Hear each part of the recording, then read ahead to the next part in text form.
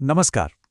आज हम एक ऐसी चीज की गहराई में उतरेंगे जो हम सभी के अंदर है, हमारे चारों ओर है और असल में हर जीवित चीज का आधार है। चलिए, आज एक सफर पर चलते हैं जीवन की सबसे छोटी लेकिन सबसे शक्तिशाली इकाई की दुनिया में, यानी कोशिका की दुनिया में। तो चलिए सीधे मुद्दे पर आते हैं और एक सवाल से शुरू करते हैं। जरा सोचिए, हम इंसानों में, एक बड़े से पेड़ में और एक छोटे से बैक्टीरिया में आखिर वो कौन सी एक चीज है जो कॉमन है? इसका जवाब शायद थोड़ा हैरान कर दे। जवाब है कोशिका। जी हां, यही वो एक अद्भुत संरचना है जो धरती पर मौजूद हर जिंदा चीज को आपस में जोड़ती है। ये जीवन की ईंट है, इसकी बनावट और इसके काम करने का आधार। लेकिन सवाल यह है कि हमें इस छोटी सी दुनिया के बारे में पता कैसे चला? ये कोई एक दिन की बात नहीं है। इसके पीछे सदियों की वैज्ञानिक खोज की एक बड़ी ही दिलचस्प कहानी है। ये कहानी शुरू होती है 1665 में, जब रॉबर्ट हुक ने अपने माइक्रोस्कोप से कॉर्क के एक टुकड़े में छोटे छोटे कमरों जैसी चीजें देखीं और उन्हें सेल्स नाम दिया। फिर कुछ ही साल बाद एंटनी वॉन ल्यूवेनहॉक ने पहली बार जीवित चलती फिरती कोशिकाओं को देखकर पूरी दुनिया को हैरान कर दिया। फिर भी इस बात को समझने में लगभग 150 साल लग गए कि सभी जीवित चीजें कोशिकाओं से ही बनी होती हैं। ये क्रांतिकारी विचार 1839 में श्लाइडन और श्वान ने दुनिया के सामने रखा। और फिर 1855 में रुडोल्फ विर्चो ने इस पहेली का सबसे जरूरी टुकड़ा सामने रखा। उन्होंने कहा, ओमनिस सेलुला ए सेलुला, जिसका मतलब है हर कोशिका एक पहले से मौजूद कोशिका से ही जन्म लेती है। ये एक बहुत ही गहरा विचार था जिसने जीवन की निरंतरता को समझने का हमारा नजरिया ही बदल दिया। तो अब जब हम ये जान गए हैं कि कोशिकाएं कहां से आती हैं, तो चलिए देखते हैं कि वे कैसी दिखती हैं। असल में जीवन के दो मेन डिजाइन या ब्लूप्रिंट हैं। इसे ऐसे समझिए जैसे एक छोटा साधारण सा कस्बा हो और दूसरा एक बड़ा हलचल भरा महानगर। ये रहा दोनों के बीच का फर्क। एक तरफ है प्रोकैरियोटिक कोशिकाएं जैसे बैक्टीरिया। ये बहुत ही सिंपल होती हैं, इनका डीएनए बस अंदर ऐसे ही तैरता रहता है और इनमें कोई खास हिस्से या ऑर्गेनल नहीं होते। और दूसरी तरफ हैं यूकैरियोटिक कोशिकाएं, जो पौधों और जानवरों में मिलती हैं। ये बहुत ज़्यादा कॉम्प्लेक्स होती हैं। इनमें एक असली न्यूक्लियस होता है जो डीएनए को संभाल कर रखता है, और साथ ही कई सारे छोटे छोटे ऑर्गेनल होते हैं जिनके अपने अपने खास काम होते हैं। तो चलिए अब इसी कॉम्प्लेक्स सेल सिटी के अंदर एक टूर पर चलते हैं और देखते हैं कि इसकी अद्भुत मशीनरी कैसे काम करती है। हमारे टूर का पहला स्टॉप है न्यूक्लियस, यानी कोशिका का सिटी हॉल। ये शहर का कंट्रोल सेंटर है। कोशिका का पूरा जेनेटिक ब्लूप्रिंट यानी डीएनए यहीं सुरक्षित रहता है।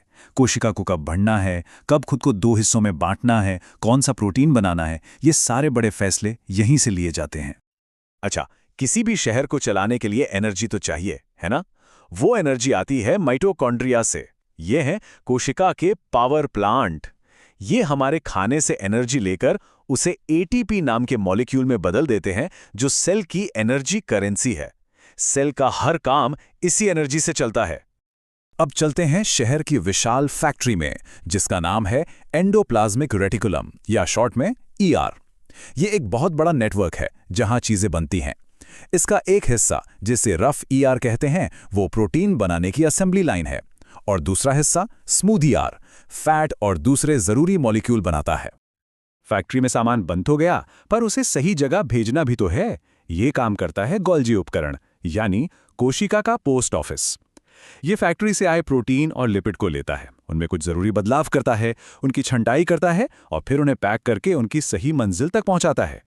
हर शहर में कचरा भी होता है और उसकी साफ सफाई जरूरी है। सेल सिटी में ये जिम्मेदारी लाइसोसोम की है। ये शहर का सफाई और रिसाइकलिंग डिपार्टमेंट है। इनके अंदर बहुत शक्तिशाली एंजाइम होते हैं जो पुराने टूटे फूटे हिस्सों को और बाहर से आए हमलावरों को तोड़कर खत्म कर देते हैं।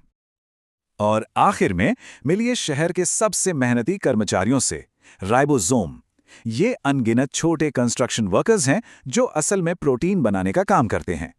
ये न्यूक्लियस से आए जेनेटिक कोड को पढ़ते हैं और उसके हिसाब से अमीनो एसिड को जोड़कर जीवन के लिए जरूरी प्रोटीन बनाते हैं।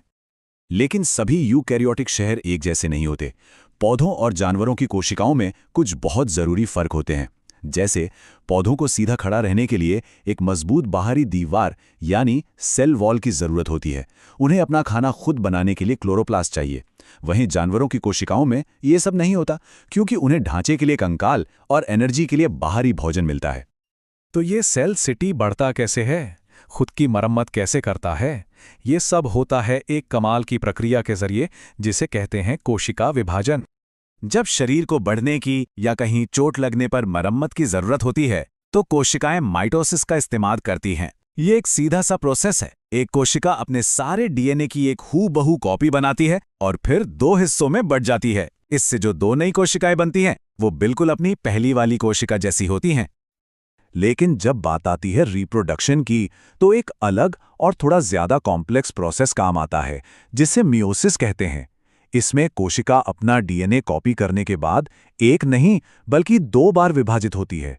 इसका नतीजा होती हैं 4 बिल्कुल नई और अनोखी कोशिकाएं, जिनमें पहली कोशिका के मुकाबले आधे गुणसूत्र होते हैं। इससे जेनेटिक विविधता बनी रहती है। और ये सब हमें वापस विर्चो के सिद्धांत और एक बहुत ही गहरे सवाल पर ले आता है। अगर हर कोशिका एक पहले से मौजूद कोशिका से ही आती है, तो फिर जीवन की ये शुरुआत कहाँ से हुई? वो सबसे पहली कोशिका कहाँ से आई? ये एक ऐसा सवाल है जो आज भी जीव विज्ञान के केंद्र में है और हमें जीवन की उत्पत्ति के महान रहस्य के बारे में सोचने पर मजबूर करता है।